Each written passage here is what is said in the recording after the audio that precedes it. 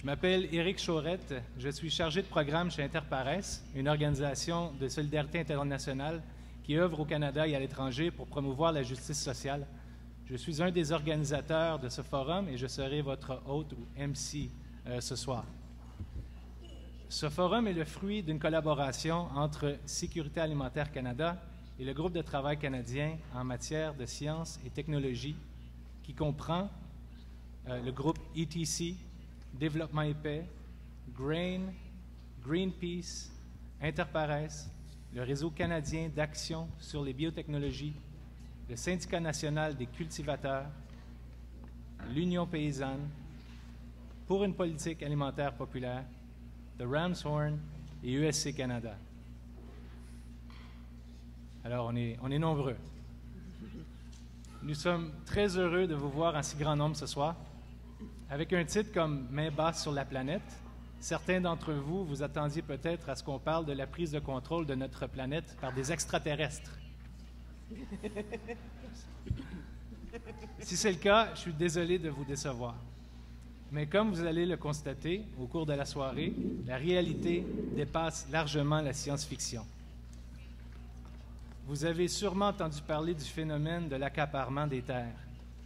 L'accaparement des terres, c'est l'achat ou la location à très long terme, parfois allant jusqu'à 99 ans, de grandes superficies de terres agricoles par des pays étrangers ou des multinationales pour la production de nourriture ou d'agrocarburants. Nous allons explorer les conséquences de cet accaparement. Mais nous allons aussi aborder un tout nouveau phénomène, celui de l'accaparement ou de la main basse sur la biomasse. Lorsqu'on parle de biomasse, on parle de toute la matière organique qui couvre la planète, les forêts et les plantes de culture, les algues.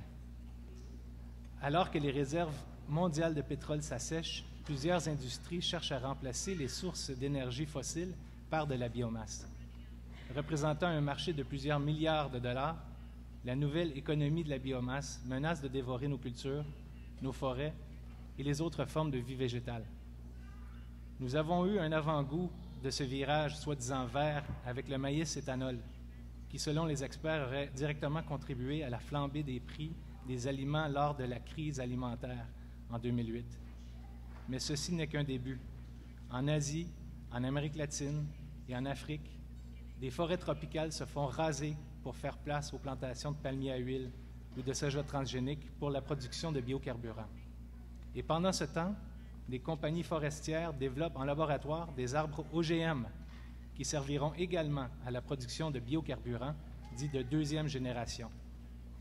Cette nouvelle ruée pour non seulement les terres, mais le vivant qui y habite, aura des conséquences inouïes pour nous tous. Mais la voie de la biomasse n'est pas inévitable. Nous avons le choix et la responsabilité d'imaginer et de forger un autre avenir, un avenir plus juste et durable. Et c'est justement pour cette raison que nous vous avons invités ici ce soir. Notre panel de ce soir, composé de leaders paysans et d'experts du Mali, d'Haïti et du Canada, nous illuminerons sur les risques de ce véritable accaparement de notre planète et pourquoi il est important d'y résister.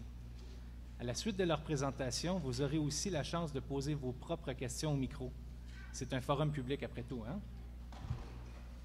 Mais avant de commencer, j'aimerais inviter notre très chère Kathleen Neal au micro. Kathleen est la présidente de Sécurité alimentaire Canada.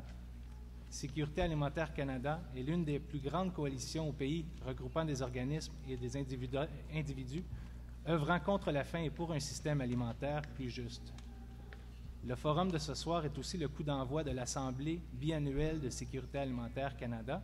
Et donc, nous avons ici parmi nous dans la salle, je dirais au moins 150-200 membres de Sécurité alimentaire qui sont ici des quatre coins du pays, en fait. Donc, bienvenue.